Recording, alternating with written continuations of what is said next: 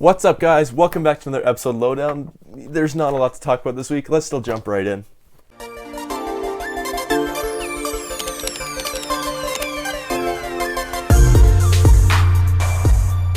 Now, the first story this week is that in 2021, the NFL and the NFL's Player Association collective bargaining agreement, which is their way to basically negotiate back and forth, will be expiring. Now, the reason this is such a big deal is because right now this collective bargaining agreement, or CBA, is a super hot topic, mostly because of the NFL's outdated drug testing policy and yet the randomness of the drug testing, yet it's so constant. Now, this has affected some of the biggest players in the league, from James Harrison, Clay Matthews, Peyton Manning, Julius Peppers, with the Al Jazeera scandal report that is still being dealt with, to guys like Le'Veon Bell, who is suspended for 3 games, and Pat McAfee, for every time he does a massive punt, he gets a random drug test.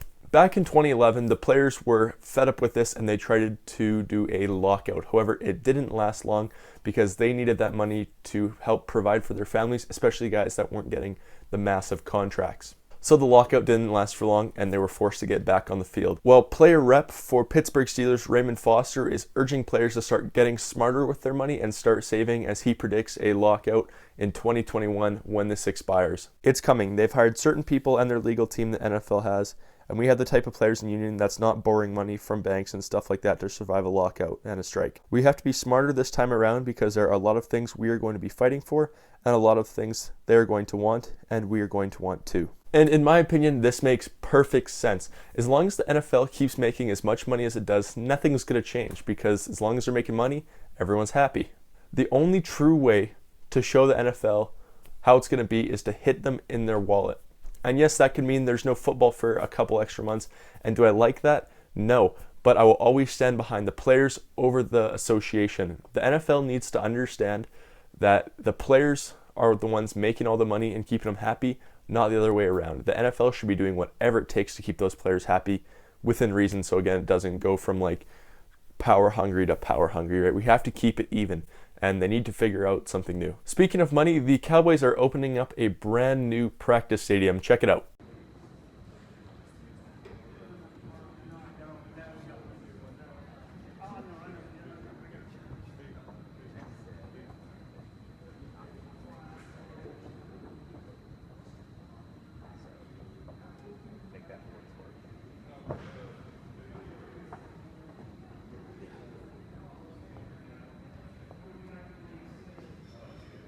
So this team headquarters and practice stadium will be located in Frisco, Texas. It is going to cost them $1.5 billion with a B dollars to make.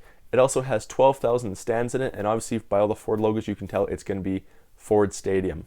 Now with those 12,000 stands, it's also going to be host to events like high school games that are not big enough to warrant using AT&T Stadium. And the last story of the day is that if you're unfamiliar with the NFL participation classification, there's basically 5 levels.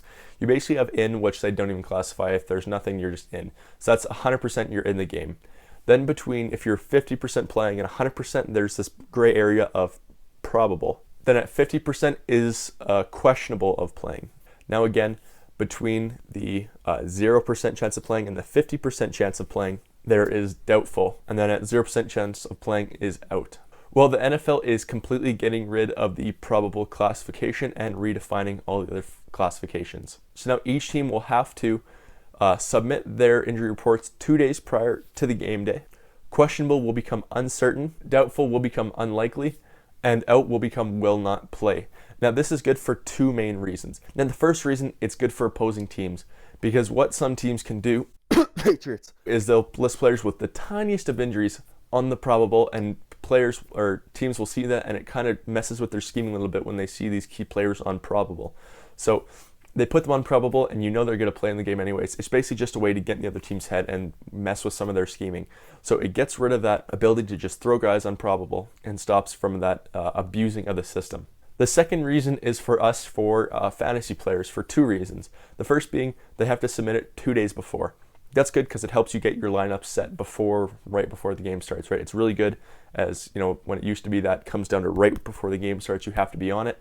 You don't have that now. You have at least 2 days to figure it out. Also, getting rid of the probable gets rid of a little bit of the guessing game when it comes to stuff like that. So it should be really helpful for fantasy players to not have guys in their lineup that will not even play, and also to get guys in the lineup that will play. And it's a super slow week for signees. The first being Giants have signed kicker Randy Bullock to a 1-year deal with no numbers.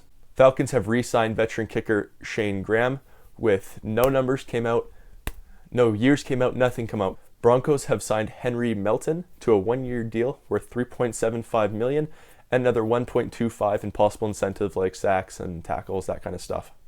And the last is that Eagles have signed former Detroit linebacker Stephen Tulloch to a 1-year, $3 million deal with $1.75 of it guaranteed. So there you guys go. I hope you guys enjoyed this episode of Lowdown. If you really like this episode, hit that like button. If you really, really liked it though, don't forget to share it, as that is a big help to me. If you want to contact me in any way, you want to see these shirts, wait till the end of the video. And as always, thanks.